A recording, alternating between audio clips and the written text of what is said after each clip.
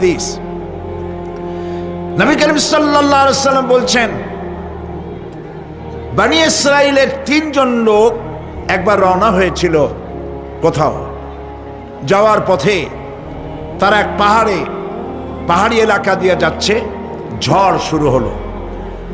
ঝড়ের থেকে বাঁচার জন্য, আত্মরক্ষা করার জন্য তারা একটি গুহার মধ্যে আশ্রয় নিল। হঠাৎ করে বিশাল এক প্রস্তর খণ্ড উপার থেকে গড়াতে গড়াতে এসে গুহার মুখকে বন্ধ করে দিল। এখন 3 জন লোকের একজনও এখান থেকে বেরোবার আর কোনো পথ নাই। 3 জন লোক মরে যাবে, জীবন সম্পর্কে হতাশ হয়ে তারা কাঁদাকাটি শুরু করলো। মুরব্বী যিনি ছিলেন তিনি বললেন, কান্দা তো কোনো লাভ নাই, মরবো তো বটেই, কিন্তু আসো নেক আমল করে যদি কিছু থাকি, আল্লাহকে ভয় করে কোন আমল যদি করে থাকি, চলো সেই আমলটা দিয়ে আল্লাহ পাকের কাছে ওসিলা দিয়ে মাপ চাই। ওই যে সেদিন বলছিলাম, অবতাকু ইলাইহিল ওসিলা মানে পীর ধরা না, অবতাকু ইলাইহিল ওসিলা আয় আমলে সালেহ, নেক কাজের ওসিলা দাও। শুরু হয়ে গেল। একজন বলল, রব্বুল আলামিন তুমি জানো আমার একটা কৃতদাস ছিল, আমাকে না বলে সে পালিয়ে গেল, আর ফেরে না, বছরের পর বছর চলে যায়। আমি তার পাওনা বেতন দিয়ে বকরি কিনেছিলাম, বকরিগুলির বাচ্চা হইল, মাঠ ভরে গেল। অনেক বছর পর ওই কৃতদাস যখন আমার কাছে ফিরে এলো, আমি তাকে বললাম, আল্লাহর বান্দা, এই মাঠ ভরা যত ছাগল দেখতে পাও সব তোমার নিয়ে বাড়ি চলে যাও। সে বলল, মালিক আপনি কি আমার সাথে তামসা করছেন? আমি তো না বলে গেছি আপনার কাছে, পালিয়ে গেছি, আমার তো শাস্তি হওয়া উচিত, আর আপনি আমাকে তামসা করতেছেন। না, তামসা না, তোমার বেতনের টাকা দিয়ে আমি এগুলি কিনেছিলাম, ওগুলোতে বংশ বাড়তে বাড়তে এগুলি হয়ে গেছে, এত হয়ে গেছে, কাজে এটা তোমার, আমি তোমাদেরকে এটা দিয়ে দিলাম, তুমি নিয়ে যাও। লোকটি বলল, রব্বুল আলামিন আমি তো শুধু বেতনের টাকাটাই দিতে পারতাম, আমি তো শুধু ইচ্ছে করলে ওই টাকা দিয়ে যে কয়টা বকরি কিনেছিলাম সেগুলি দিতে পারতাম। আমি তা না করে তার বেতনের টাকার সবগুলি টাকা দিয়ে যত ছাগল হলো, বকরি হলো, সব দিয়ে দিলাম। এই কাজটা যদি আল্লাহ তোমারে ভয় করে করে থাকে, মেহেরবানি করে এই পাথরটা সরাইয়া দাও। নবীজি বলছেন, আল্লাহ রাব্বুল আলামিন সঙ্গে সঙ্গে তার আপন কুদরতে পাথর সরাই দিলেন, কিন্তু মানুষ বেরোবার মতো পথ তখনও হলো না, অল্প একটু জায়গা সরেছে। আর একজন বলল, রাব্বুল আলামিন তুমি জানো আমি এক সুন্দরী যুবতী নারীর প্রতি আকৃষ্ট হলাম, তাকে আমি কুপ্রস্তাব দিলাম, কোনো ক্রমে রাজি করতে পারি নাই, বহু টাকার বিনিময় আমি যখন তাকে রাজি করেছি, আর নির্জন জায়গায় যখন আমি তাকে উপভোগ করতে যেতেছি, তখন ওই যুবতী মেয়ে আমাকে বলল, আল্লাহর বান্দা তুমি আল্লাহরে ভয় করো। আর রব্বুল আলামিন আমার দীর্ঘদিনের এই আশা, এত টাকা দিলাম, এর বিনিময়ে আমি যখন আমার কুপ্রবৃত্তিকে চরিতার্থ করতে যাব, এমন সময় যখন ওই মহিলা যখন বলল আল্লাহরে ভয় করো, তোমার ভয় আমার মনের মধ্যে এতটা গালিব হয়ে গেল, আমি এটাকে ছেড়ে দিয়ে তওবা করে দূরে পালাইয়া গেলাম। আয় আল্লাহ তাআলা, এই কাজটি যদি তোমাকে ভয় করে করে থাকি, তাহলে তুমি মেহেরবানি করে পাথরটারে সরাইয়া দাও। নবীজি বলছেন, সঙ্গে সঙ্গে পাথর আরো একটু সরে গেল, কিন্তু তখনও মানুষ বেরিয়ে যাওয়ার মতো পথ হয় নাই। তৃতীয় ব্যক্তি বলল, রব্বুল আলামিন তুমি জানো আমি গরিব মানুষ, কয়েকদিন পর্যন্ত বহু চেষ্টা করেও কিছু সংগ্রহ করতে পারি নাই, ছেলে মেয়ে না খাওয়া, আমার বুড়ি মা না খাওয়া, আমার স্ত্রী না খাওয়া, সারাদিন কাজ করে কিছু পাই নাই। যখন আমি বাড়ি ফিরলাম গভীর রাত্রি, স্ত্রী জিজ্ঞেস করলো কিছু পেয়েছো নাকি? আমি বললাম কিছু পাই নাই। স্ত্রী তখন আমাকে বলল, আমার যে বকরি ছিল ওই বকরি দহন করে সামান্য একটু দুধ, 1 গ্লাস দুধ গরম করে রেখেছি, তোমার মায়েরে দেই নাই, বাচ্চাদের দেই নাই, আমি নিজে খাই নাই, তুমি কষ্ট করেছো, তুমি খাও। লোকটি বলল, রব্বুল আলামিন আমার ওই দুধের গ্লাস হাতে নিয়ে স্ত্রীর ক্ষুধার্ত চেহারা দেখে আমার মনের মধ্যে মায়া ঠিকই হলো, কিন্তু দুধ আমি তারে দিলাম না, আমার কলিজার টুকরা সন্তানগুলির দিকে, ক্ষুধার জ্বালায় অস্থির বাচ্চাগুলি, তাদের দিকে তাকালাম, বেদনায় কলিজা ভরে উঠল। দুধ আমি তাদেরও দিলাম না। এবার চলে গেলাম আমার মায়ের রুমে, যে দেখলাম আমার বুড়ি বাপ 2-3 দিন অনাহারে, মা আমার ক্ষুধায় পড়ে আছেন বিছানায়। আমি আমার সন্তানের দিকে তাকালাম, আমার স্ত্রীর দিকে তাকালাম, নিজেরও পেট, আমার পেটেও দারুণ ক্ষুধা, কাউকে দুধ দিলাম না।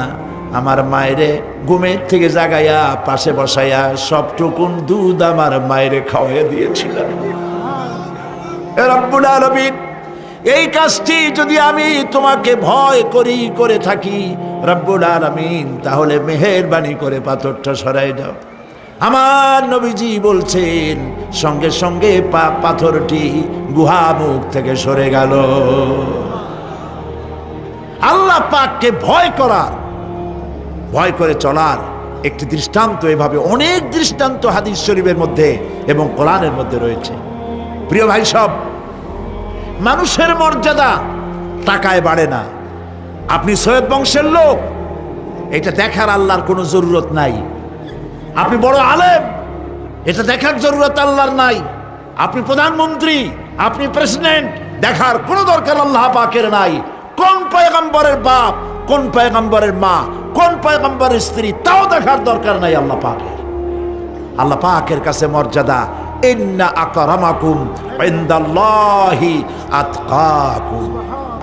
তোমাদের মধ্যে আল্লাহর কাছে মর্যাদা হচ্ছে সেই ব্যক্তির, যে ব্যক্তি তোমাদের মধ্যে সব থেকে বেশি আল্লাহ পাককে ভয় করে। সুবহানাল্লাহ। একটি সহজ ব্যাখ্যা এভাবে দেওয়া যায়, তাকওয়া কাকে বলে। একটি সংকীর্ণ রাস্তা, সেই রাস্তা দিয়ে, সেই রাস্তার 2 দিকে আছে কাঁটা যুক্ত লতা পাতা। এরকম একটা রাস্তা দিয়ে যখন আপনি যাবেন, তখন আপনি বলুন তো, তখন আপনি বলেন কিভাবে যাবেন? আপনার গায়ে জামা আছে, চাদর আছে, রাস্তাটা খুব ন্যারো, 2 দিকে কাঁটা যুক্ত লতা পাতা। বেতের গাছ দেখছেন? বেত, ওই রকমের বেতের কাঁটা যুক্ত লতা পাতা আছে। যাবেন কেমনে? যাওয়ার সময় জামা কাপড় খুব আঁটশত করে সতর্ক হয়ে আপনি যাবেন, যাতে কাঁটা লেগে আপনার জামা না ছেড়ে, আপনার গায়ের চামড়া না ছেড়ে। এটার নামই হচ্ছে তাকওয়া, সতর্কতা অবলম্বন করে চলা। এটার একটা দৃষ্টান্ত আমি এইভাবে দেই। বাইন মাছ তো আমরা সবাই কম বেশি লোকেরা খায়। চট্টগ্রামে বাইন মাছরে কি বলে? যাক, অন্তত একটা মাছের নামে আমরা এক আছি, বাইন মাছ। এই বাইন মাছ থাকে কোথায় বলেন তো? কাদার মধ্যে থাকে। যারা বাইন মাছ ধরেছে তাদের মুখে শুনেছি যে বাইন মাছ যতই কাদার মধ্যে দিয়ে টাইনা বাইর করলাম, এর গায়ে কোনোদিন কাদা দেখি নেই। তো শুধু খাবেন না, ওর কাছ থেকে অন্তত তাকওয়ার শিক্ষাটা নিবেন। ও কাদায় থাকে, তাকওয়ার কারণে কাদা ওর গায়ে লাগে না। তাকওয়া মানে বেঁচে চলা, সতর্ক হওয়া। সতর্ক থাকে, গায়ে লাগলো না। আপনিও আপনার সমাজকে পরিচ্ছন্ন বানাবেন, নিজেও পরিচ্ছন্ন থাকবেন, আল্লাহকে ভয় করে চলবেন, সতর্ক হবেন, এটার নামই তাকওয়া। দেখুন আল্লাহ রাব্বুল আলামিন বলছেন, ইয়া আইয়ুহাল্লাযীনা আমানুত্তাকুল্লাহা হাক্কা তুকাতিহি ওয়া লা তামুতুন্না ইল্লা ওয়া আনতুম মুসলিমুন। আল্লাহ পাক বলেন, হে বিশ্বাসীরা, তোমরা আল্লাহ পাককে ভয় করো, ভয় করার মতো ভয় করো, আর মুসলমান না হয়ে মরে যেও না। সুবহানাল্লাহ। আল্লাহকে ভয় করো, ভয় করার মতোই ভয় করো, যেমনটি আল্লাহ পাককে ভয় করা উচিত ওইভাবে ভয় করো, জীবনের সকল কাজে উঠতে বসতে। আন্নাবা ইন্না লিল মুত্তাকিনা মাফাজা, অবশ্যই মুত্তাকিদের জন্য রয়েছে সাফল্যের একটি স্থান। হাদাইকা ওয়া আনাবান ওয়া কাওয়াইবা আতরাবা, বাগবাগিচা, আঙ্গুর, নবযৌবনা সমবয়সী তরুণী বৃন্দ, এবং রয়েছে উচ্ছ্বসিত পান পাত্র।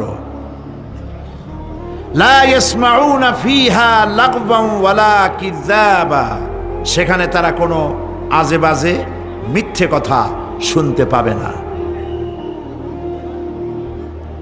জাযাআম মির রাব্বিকা আতাআন হিসাবা, তোমাদের রবের পক্ষ থেকে এছাড়াও রয়েছে যথেষ্ট প্রতিদান এবং পুরস্কার। রব্বিস সামাওয়াতি ওয়াল আরদি ওয়া মা বাইনাহুমার রাহমান লা ইয়ামলিকুনা মিনহু খিতাবা, এসব পুরস্কার রয়েছে তোমাদের সেই রবের পক্ষ থেকে যিনি আকাশ আর জমিনের আর এর মধ্যস্থিত সব কিছুর মালিক, যার সামনে কথা বলার সাহস কারো থাকবে না। এটা হলো যে আমার তেলাওয়াতকৃত আয়াতের শাব্দিক তর্জমা। এখন আমরা ব্যাখ্যার দিকে যাব।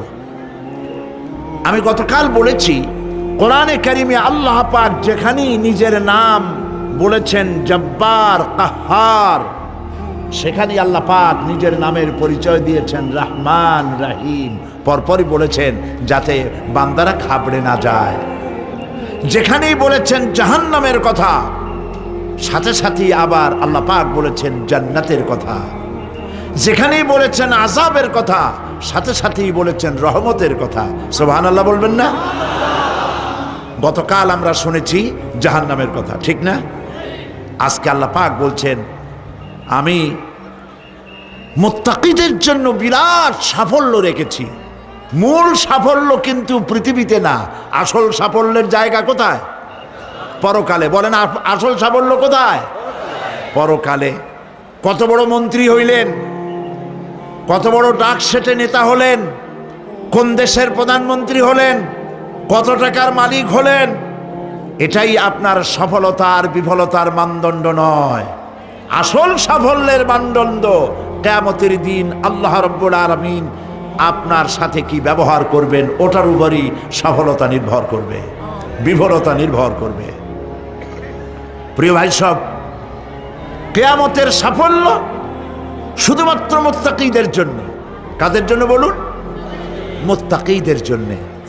আরবি ভাষায় তাকওয়া বলে একটি শব্দ আছে। এই তাকওয়া শব্দের অর্থ হচ্ছে বিরত থাকা, বেঁচে চলা, সতর্ক হওয়া এবং সাবধানে চলাফেরা করা, এটার নামই হচ্ছে তাকওয়া। একটিমাত্র জিনিস যদি মানুষের মধ্যে থাকে, সে মানুষটি ফেরেশতার চাইতে বেশি মর্যাদা সম্পন্ন হয়ে যায়, আর ওই জিনিসটি না থাকলে পরে শয়তানের চাইতে লোকটি নিকৃষ্ট হয়ে যায়। বলেন তো জিনিসটার নাম কি? তাকওয়া। বলেন না নাম কি? তাকওয়া। এই তাকওয়া দিয়েই, এই তাকওয়া যার ভিতরে সৃষ্টি হয়, সে ভালো কাজ করার জন্য উৎসাহিত হতে পারে। এই জন্য আল্লাহ রাব্বুল আলামিন বলেছেন ফাত্তাকুল্লাহা মাস্তাতাতুম, আল্লাহ পাককে ভয় করো, যতটা ভয় করা সম্ভব অতটাই ভয় করো। ইন্না লিল মুত্তাকিনা মাফাজা হাদাইকা ওয়া আনাবা ওয়া কাওয়াইবা আতরাবা ওয়া কাআসান দিহাকা لا يسمعون فيها لغوا ولا كذابا جزاء من ربك عطاء حسابا رب السماوات والأرض وما بينهما الرحمن لا يملكون منه خطابا সাদাকাল্লাহুল আযীম। সূরা সিংহের মাথার উপরে বিড়ালেরা আজ লাফালাফি করতেছে। মুসলমানেরা সিংহের জাত, খালিদ বিন ওলীদের উত্তরসূরি, সালাউদ্দিন আইয়ুবীর উত্তরসূরি, শহীদ তিতুমীরের উত্তরসূরি, তাদের মাথার উপরে বুশ আর শ্যারনের মতো বাঁদরেরা মুসলমানের মাথায় লাফাচ্ছে। মুসলমানদের বদকিসমত, শাহাদাত কি তামান্না ভুল গই। এ মুসলিম মিল্লাত শাহাদাতের তামান্না কলিজা থেকে উঠে গিয়েছে। তসবিহ কি দানু মে জান্নাত ঢুন রহি, তসবির দানা গনে কোন বেহেশতে যাব, কোন বেহেশতে যাব, কোন বেহেশতে যাব। জান্নাতের তসবির দানার ভিতরে জান্নাত পাওয়া যায় না। তাহলে রাসূলুল্লাহ বলে যেতেন, নবী করিম সাল্লাল্লাহু আলাইহি সাল্লাম বলেছেন, আল জান্নাতু তাহতা জিলালিস সায়ুফ, জান্নাত হচ্ছে তরবারির ছায়াতলে। যতদিন মুসলমানদের হাতে ছিল কোরআন আর তরবারি, ততদিন ছিল মুসলমানদের বিজয়ের কাল। তোমাদেরকে আজ এই জাতির মুসলিম মিল্লাতের অরুজ এবং জাওয়াল, উত্থান আর পতনের ইতিহাস শোনাই। এই মুসলমানদের হাতে যতদিন ছিল তরবারি আর কোরআন, ততদিন দুনিয়া তার পায়ে চুমা খেয়েছে। আর যখন কোরআনের পরিবর্তে এসেছে তবলা, বেহালা, গিটার, নারিন্দা, সারিন্দা, হারমোনিয়াম, সারেগামা, এই কপাল পোড়া যন্ত্রগুলি যখন মুসলমানদের হাতে এসেছে, কোরআন আর তরবারির পরিবর্তে কপাল পোড়া শুরু হয়েছে সেই দিন থেকে। প্রিয় ভাই সব, এটা একটা আলাদা বক্তৃতা, সেদিকে আমি যাব না। আমি আপনাদেরকে তাফসীর শোনাবো ইনশাআল্লাহ। বলি ইনশাআল্লাহ। এই কিতাব দিয়েই, এই কিতাবের কারণেই তদানীন্তন পৃথিবীর super power Roman empire, Persian empire Nabi Karim সাল্লাল্লাহু আলাইহি সাল্লামের সাহাবায়ে কেরামের কদমের উপরে চুমা খাইছিল। সুবহানাল্লাহ। আজ আমরা লাথি খাই, আর ওই সময় আমাদের পায়ে ওরা চুমা খাইতো। আজকে রোমান এম্পায়ার, পার্সিয়ান এম্পায়ার যেমন সুপার পাওয়ার, সেই যুগে আজকের super power America, German, Japan, Britain, এরা হলো সুপার পাওয়ার। সেই যুগের সুপার পাওয়ারেরা মুসলমানদের পায়ে চুমা খাইতো, আর আজকের সুপার পাওয়ারেরা আমাদেরকে মারে। আলোচনা তো শেষ করতে পারবো না, তবে সংক্ষেপে কথা বলবো। শেষ করতে পারবো না কেন? আল্লাহ রাব্বুল আলামিন বলেছেন, قُلْ لَوْ كَانَ الْبَحْرُ مِدَادًا لِكَلِمَاتِ رَبِّي لَنَفِدَ الْبَحْرُ قَبْلَ أَن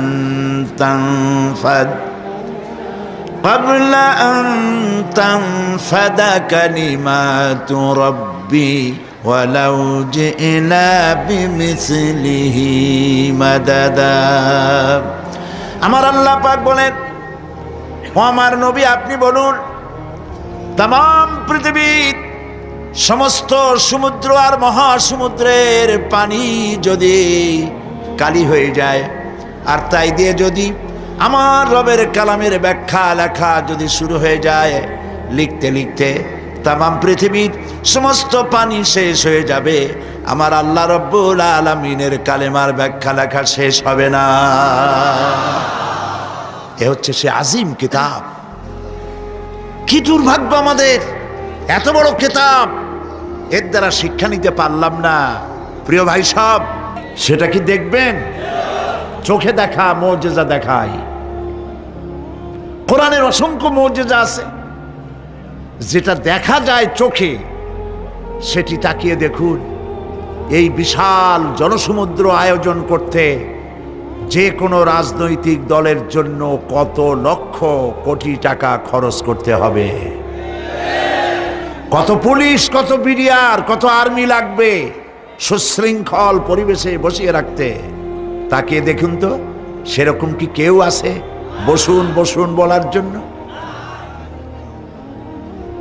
আল্লাহ রাব্বুল আলামিনের কালাম শোনার জন্যে আপনাদেরকে সমাজ কল্যাণ পরিষদের পক্ষ থেকে আপনাদেরকে নিশ্চয়ই বাস ভাড়া, রিক্সা ভাড়া দেওয়া হয়েছে, যাওয়ার সময় দেওয়া হবে। আচ্ছা, কিছু না হোক, মাহফিলের শেষে বদ্দার হাটের ভালো গরুর গোশত দিয়ে ভাত খাওয়ানো হবে, তাও হবে না। এক গ্লাস চকলেটও পাবেন না। তারপরেও এই বিশাল জনসমুদ্র পিন পতন স্তব্ধতা বিরাজ